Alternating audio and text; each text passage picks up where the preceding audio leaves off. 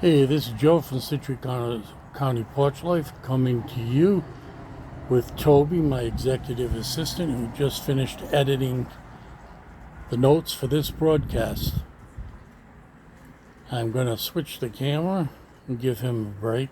He works far too hard. Well, good morning. We got the AA word of the day, and the word for today, August 22nd, 2024, is seeking emotional stability. When we developed Stillmore, we discovered the best possible source of emotional stability to be God Himself. We found that dependence on His perfect justice, forgiveness, and love was healthy, and that it would work where nothing else would. If we really depended upon God, we couldn't very well play God to our fellows, nor would we feel the urge to wholly rely on human protection and care. And that is from the 12 Steps and 12 Traditions of Alcoholics Anonymous, page 116. And here's a daily reflections commentary. All my life I depended on people for my emotional needs and security. But today I cannot live that way anymore. By the grace of God, I have admitted my powerlessness over people, places, and things. I have been a real people addict. Wherever I went, there had to be someone who would pay some kind of attention to me. It was that kind of attitude that could only get worse, because the more people I depended on others and demanded attention, the less I received. I have given up believing that any human power could relieve me of that empty feeling.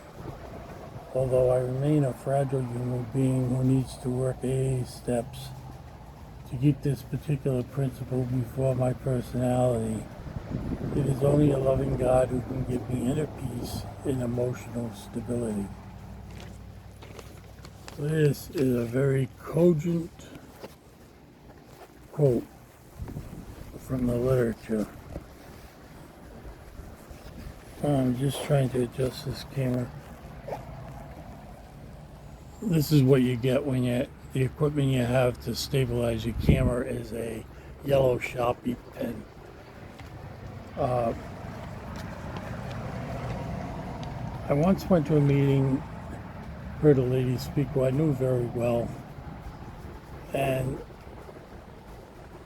she spoke about this hole inside of us. And I was very new in AA, very new. And I was trying to relate alcoholism to a disease process. And you could find a cure for that disease process, and then you wouldn't be an alcoholic.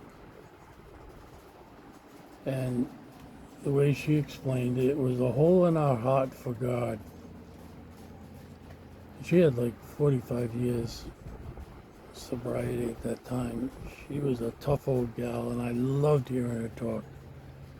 And she said just what I had to hear that night, that it's a spiritual disease. Spiritual. And you can heal yourself physically when you heal yourself spiritually. And it's very true. We had to admit that we were powerless, and that there is a being in the universe, God, who can bring us sanity and sobriety and serenity. And lording it over other people when you actually believe that is kind of crazy. We are not God. We're not even close to God. And you have to think of that when you're dealing with people. And the last sentence, it is only a loving God who can give me inner peace and emotional stability. It's not buying the next.